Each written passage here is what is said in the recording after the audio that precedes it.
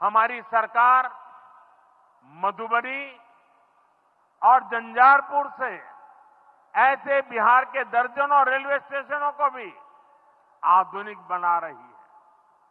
Darbhanga airport से मिथिला की बिहार की एयर कनेक्टिविटी बेहतर हुई है। पटना एयरपोर्ट का भी विस्तार किया जा रहा है। विकास के इन कार्यों से बिहार में रोजगार के नए अवसर बन रहे हैं।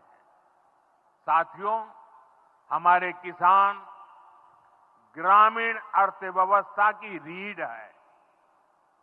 ये रीढ़ जितनी मजबूत होगी, गांव उतने ही मजबूत होंगे, देश उतना ही सशक्त होगा। हम सब जानते हैं, मिथिला का कोशी का एक क्षेत्र बाढ़ से बहुत परेशान रहा है। सरकार बिहार में बाढ़ के प्रकोप को कम करने के लिए 11,000 करोड़ रुपए खर्च करने वाली है। इससे बागमती, धार, बूढ़ी गंडक, कोसी पर बांध बनेंगे। इससे नहरों का निर्माण होगा, नदी के पानी से सिंचाई की व्यवस्था होगी और हर किसान के खेत तक पानी पहुंचाने का इंतजाम भी होगा। यानी अब बाढ़ की परेशानी भी कम होगी, खेतों तक पर्याप्त पानी भी पहुंचेगा। साथियों, मखाना आज देश और दुनिया के लिए सुपर फूड है, लेकिन मिथिला की तो ये संस्कृति का हिस्सा है। इसी संस्कृति को हम यहां की समृद्धि का भी सूत्र बना रहे हैं। हमने मखाने को जीआई टैग दिया है, यानी मखाना इसी धरती का उत्पाद है।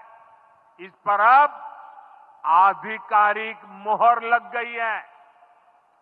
मखाना रिसर्च सेंटर को भी नेशनल स्टेटस दिया गया है। बजट में जिस मखाना बोर्ड की घोषणा की गई है, वो बनने से मखाना किसानों का भाग्य बदलने वाला है। बिहार का मखाना दुनिया भर के बाजारों तक सुपर फूड के रूप में पहुंचेगा। बिहार में national institute of food technology and management भी बनने वाला है। इससे यहां के नौजवानों को फूड प्रोसेसिंग से जुड़े छोटे उद्यम लगाने में और मदद मिलेगी। साथियों, खेती के साथ साथ मछली उत्पादन में भी बिहार निरंतर आगे बढ़ रहा है। हमारे मछुआरे साथी अब किसान क्रेडिट कार्ड की सुविधा का लाभ ले पा रहे हैं। इससे मछली के काम में जुटे अनेक परिवारों को लाभ हुआ है। पीएम मत्स्य संपदा योजना के तहत भी बिहार में सैकड़ों करोड़ रुपए के काम हुए हैं। साथियों, 22 अप्रैल को जम्मू कश्मीर के पहलगाम में आतंकियों ने मासूम देशवासियों को जिस बेरहमी से मारा है, उससे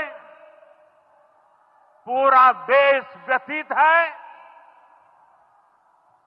कोटि कोटि देशवासी दुखी हैं। सभी पीड़ित परिवारों के इस दुख में पूरा देश उनके साथ खड़ा है। जिन परिवारजनों का अभी इलाज चल रहा है, वे जल्द स्वस्थ हो, इसके लिए भी सरकार हर प्रयास कर रही है। साथियों, इस आतंकी हमले में किसी ने अपना बेटा खोया, किसी ने अपना भाई खोया, किसी ने अपना जीवन साथी खोया है। उनमें से कोई बांग्ला बोलता था, कोई कन्नड़ा बोलता था, कोई मराठी था, कोई ओडिया था, कोई गुजराती था, कोई यहां बिहार का लाल था। आज उन सभी की मृत्यु पर करगिल से कन्याकुमारी तक हमारा दुख एक जैसा है, हमारा आक्रोश एक जैसा है। ये हमला सिर्फ निहत्थे पर्यटकों पर नहीं हुआ है, देश के दुश्मनों ने भारत की आत्मा पर हमला करने का दुस्साहस किया है। मैं बहुत स्पष्ट शब्दों में कहना चाहता हूं, जिन्होंने ये हमला किया है,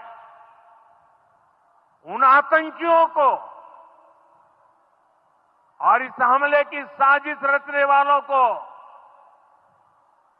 उनकी कल्पना से भी बड़ी सजा मिलेगी। सजा मिलकर के रहेगी।